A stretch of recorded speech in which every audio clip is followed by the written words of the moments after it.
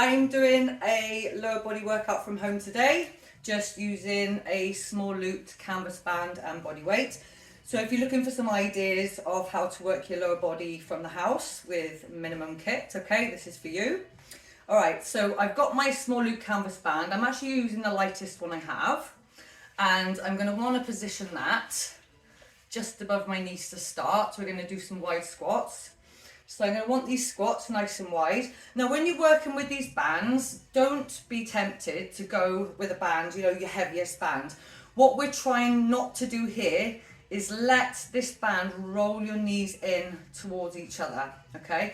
If you find this is happening when you're squatting and your knees are coming in, you're either going to need to bring your position in a little closer or use less of a resistance on your band, okay? Because if you sort of up and down on your knees in that position, you're really going to give yourself some knee problems. So get yourself in a nice strong position, quads nice and tight, shoulders up and back, and you're pushing against that band looking for some resistance. My heels are slightly in and my toes are slightly out. Okay, do not emphasize that into duck stance. You want to bring that. So just so the toes are slightly out and your heels are slightly in. Now you'll feel that straight away engage your glutes, okay? So we want these nice and deep, pressing against the band, fight the band.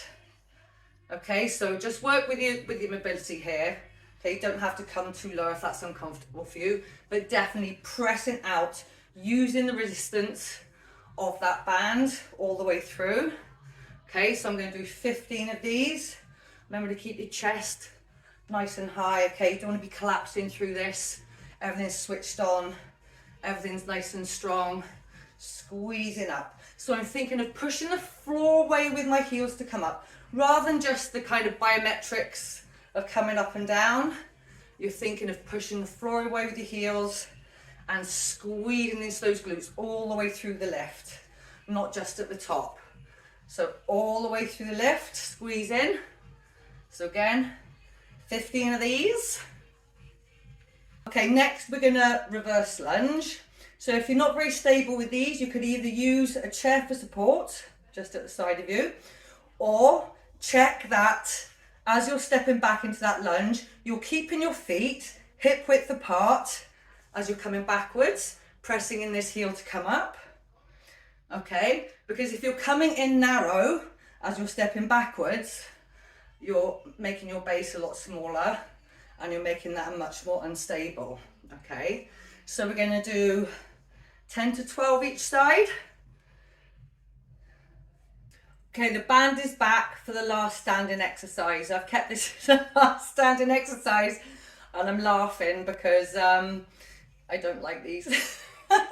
This is one thing I start and I'm going, oh, why did I start doing this? But now I've started, I'm going to have to carry on till I finish.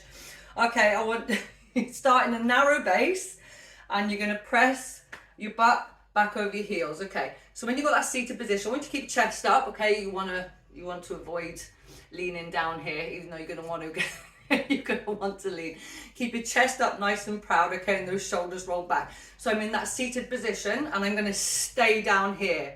Now I want you to press out on that band and step across, and then out on the band, step across. Again, you're fighting the band. So that's 3, 4, we're doing 20, 5, 6.